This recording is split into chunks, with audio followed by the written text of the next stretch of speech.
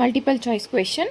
ಒಂದು ವೇಳೆ ಇಂಟುವನ್ನು ಎ ಎಂದು, ಪ್ಲಸ್ ಅನ್ನು ಆರ್ ಎಂದು, ಡಿವೈಡೆಡ್ ಬೈ ಅನ್ನು ಇ ಎಂದು ಮತ್ತು ಮೈನಸ್ ಅನ್ನು ಬಿ ಎಂದು ಸಂಕೇತಿಸಿದಾಗ 24b 6e 2a 9r 17ನ ಬೆಲೆ ಏನು?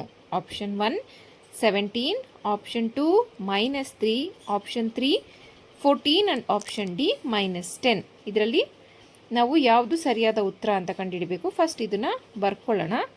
24b 6e 2a 9r 17. ಇಲ್ಲೀಗ 24b ಅಂದರೆ ಏನು? -6 ಇ ಅನ್ನೋದ್ರ ಡಿವೈಡೆಡ್ ಬೈ 2, ಎ ಅಂದರೆ ಇಂಟು 9, ಆರ್ ಅಂದರೆ +17. ಯಾವ್ಯಾವ ಸೈನ್ ಇದೆ ಅದನ್ನು ಬರ್ಕೊಂಡಿದ್ದೀವಿ. ಈಗ ಬಾಡ್ಮಾಸ್ ರೂಲ್ ಪ್ರಕಾರ ಮೊದಲು ಡಿವೈಡೆಡ್ ಬೈಯಿಂದ ಹೋಗಬೇಕು. ಸೊ 24 ಇಲ್ಲಿ ಮೈನಸ್ ಇರೋದ್ರಿಂದ 2 1 2, 2 3 6 ಇಂಟು 9 +17 ಹಾಗೆ ಇರುತ್ತೆ. Next multiplication 24 plus into minus is minus 9 9 3 27 +17. ಈಗ ಪ್ಲಸ್ ಮಾಡ್ಕೋಬೇಕು. 7 + 4 is 11, 1 ಕ್ಯಾರಿ, 2 + 1 is 3, 3 + 1 is 4, 41 -27. ಈಗ ಆನ್ಸರ್ ಎಷ್ಟು ಬರುತ್ತೆ? 11 - 7 is 4, 3 - 2 is 1. Answer is 14, option 3. Next question.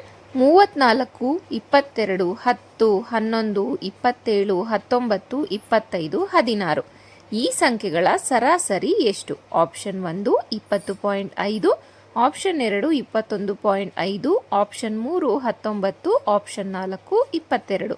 ಸರಾಸರಿ ಈಸ್ ಈಕ್ವಲ್ ಟು ಕೊಟ್ಟ ಸಂಖ್ಯೆಗಳ ಮೊತ್ತ ಡಿವೈಡೆಡ್ ಬೈ ಒಟ್ಟು ಸಂಖ್ಯೆಗಳು.